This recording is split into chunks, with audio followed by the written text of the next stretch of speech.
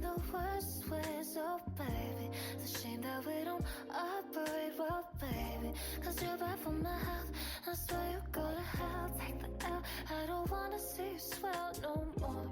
And you might be the death of me now, baby, but we don't want no homicide now, do we? And shooting my soul so loud, are you out? Hi, I'm Jasmeen. Welcome to my week of crafting and preparing for a shop date. I started my day off with cutting cherry stems and organizing, as I found that they're delicate. I don't want to risk the charm, or I don't want the charm to break off in shipping or while the customer is using them. And I was a bit sad as the longer stems look so much better, and I had to take off cherry from my crony and glue it back on after trimming. And then I got distracted by this Totoro guy.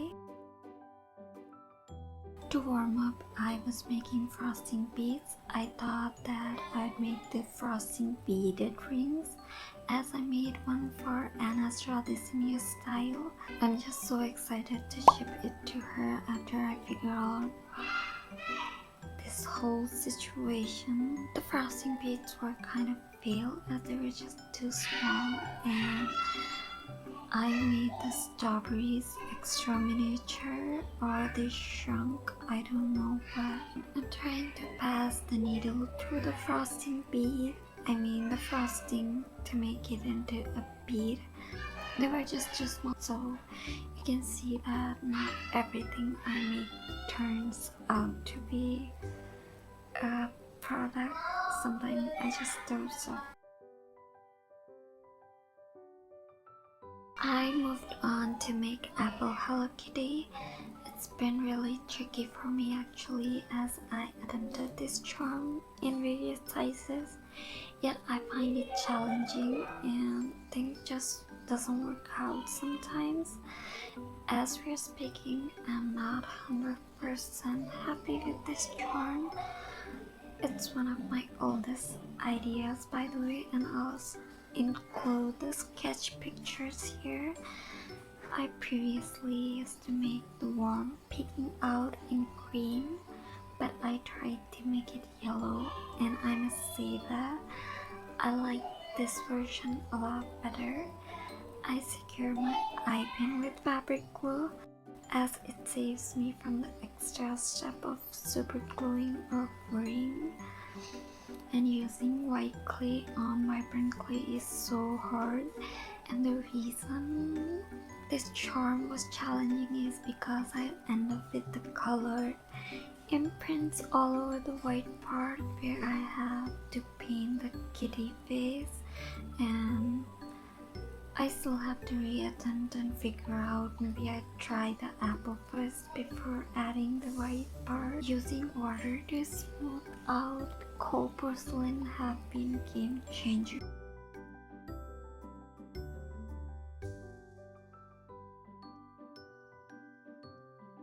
Hi, it's day 2 and I feel warmed up from the day 1. So I was trying to remake this cinnamaroll charm. The first one's facial features kind of got blurry when I glazed. I used polyurethane varnish over the color pencil part, and I didn't know the color pencils weren't water resistant, so I guess the acrylic paint will help, and I'll show you my glazing process later in the video. I had to remake the lower body of cinnamaroll smaller. It's heartbreaking yet satisfying to smudge the finished piece, but I guess it's always so sad to do that. Recently, I felt the need to make bigger charms out of hesitation. What if people find them too small? This has been crossing my mind really frequently.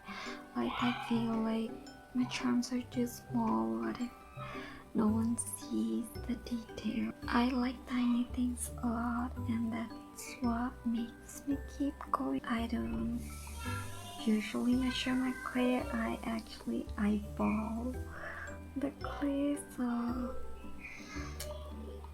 I was thinking I'm not professional enough. I need to be actually, because I make like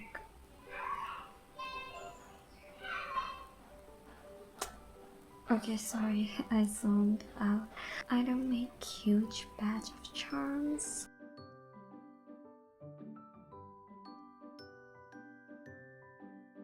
And moving on to bear dangles, here's my messy minimal jewelry finding box.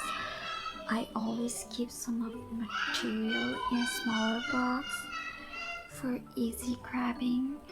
I need eye pins for dangles, and I have to use slimmer ones in case the bead wouldn't pass. It happened to me a lot.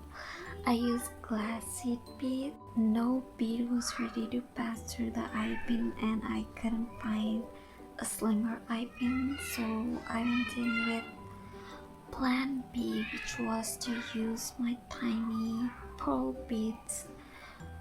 I'm so glad I have them, and they actually look so much better than the seed bead, and the lighting was better, so I was showing you off my taiyaki charms and Totoros and the L'Oreal pearls. I don't know, that's what they're called.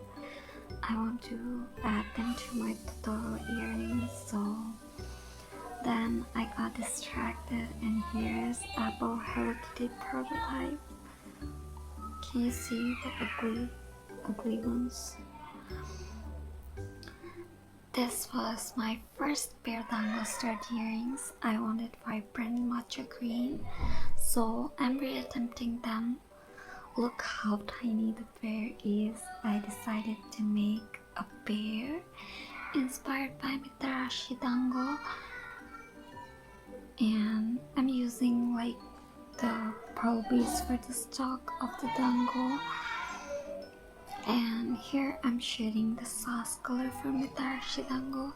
The color is same as I used for my baked goods, but they look a bit of like a marshmallow char, if that makes sense. Now I'm portioning the clay for strawberries. I decided last minute to try making miffy tanghulu stud earrings. I feel like they'd complement whole dango life, where clay was a bit softer and need a bit more conditioning than usual clay, so I was just, it takes time. Sometimes my hand gets all messy and I have to wash it like 100 times, and the skewering part is so hard for me as I poke the charm in random places where they don't need to be poked. So fixing that is a total nightmare, so I had to be extra conscious, but it doesn't work. I always end up with poking and fixing. I made the miffys off camera as I wasn't sure it would work out, but it ended up being cute. Now it's time to assemble the bear sakura mochi dangos. I had a really crafty long day today and my back was like screaming, so I had to stop and let them try. Hi, it's been a couple of days. My charms have been trying and I attempted a bit of ASMR, which I failed miserably as my fan was on. It's officially painting day. I'm using retarded medium and cobalt blue acrylic color to paint facial features on my charm. The retarded mediums kind of gives that like flow and shine to the color. It actually takes a bit of practice to get used to consistency, and I store them in these paint containers which are supposed to be airtight, but they are not airtight, so I store them in the container is just airtight, if that makes sense. I was just so anxious this day. I don't know why. I had to wipe off so many times. Also, these are the strawberry slices I made. I've been really stressed about making fruit slices as I cannot find an efficient way. Not to mention that I failed multiple times.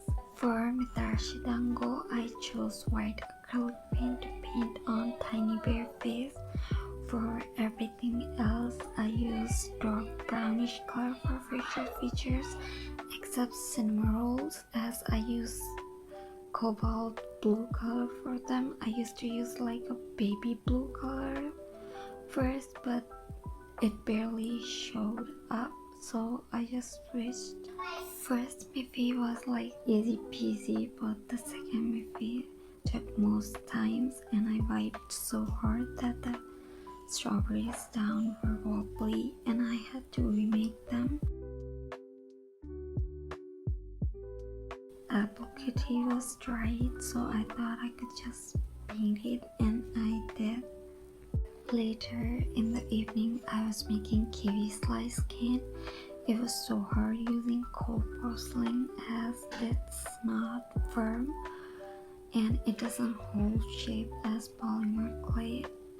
And not to mention, I have like basically so much clay that I have to repurpose it. I feel like these are decent compared to the first ones, which look so ugly, if you can see. And I made them extra tiny, and they took up like literally a day, a whole day. Can you imagine? I'll see you after a couple days. It's been actually more than a week. We are going straight into glazing. I found this really good glaze on Amazon. I'm sure I'll mispronounce the name, so here it's on the screen so you can look at it. I made these hoop thingies for hanging charms. Now you can have better look on the glaze. I keep some of this in another container for dipping and not like exposing all of it to the air. Let's super glue the backing to the dangos first. I usually do this at night and rest them for like 12 hours. I actually forgot to put an eye pin on this like bright cinnamaroll charm, and I realized in the morning.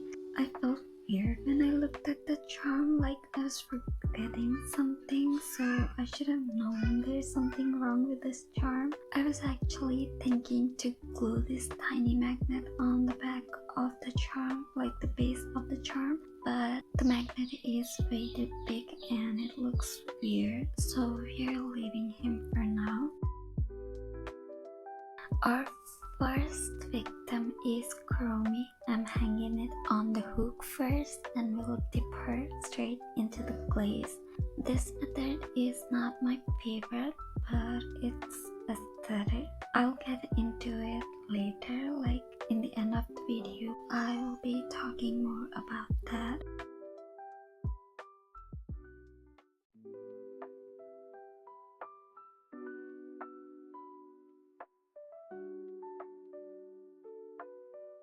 Make sure you're wiping extra product gently with the brush, especially on the corners and nooks, cause it pulls and traps air along with all the extra glaze. I use this dollop method where I spread a dollop of glaze thinly and in all the corners with gentle pressure. I've heard that polyurethane varnish causes streaks if used with brush, but the specific one I use doesn't, and dipping actually has more cons than pros in my opinion and experience. I'm speaking on behalf of the glaze I'm using, and make sure you rest the charm in between the glazing sessions. This brand usually dries in 15 minutes. Red cinnamon roll was hardest as I didn't have piping. I use this foam sheet for dangos. I just stick them and they just dry. I do thin coats, 3 thin coats or 2 coats depending on the shine. I tried doing more than 3 coats and it causes drips. Now about the dipping method. Kurumi is all dried. Can you see the white cast look on one of her ear? That's basically what I was talking about. It's a trap or extra glaze trap.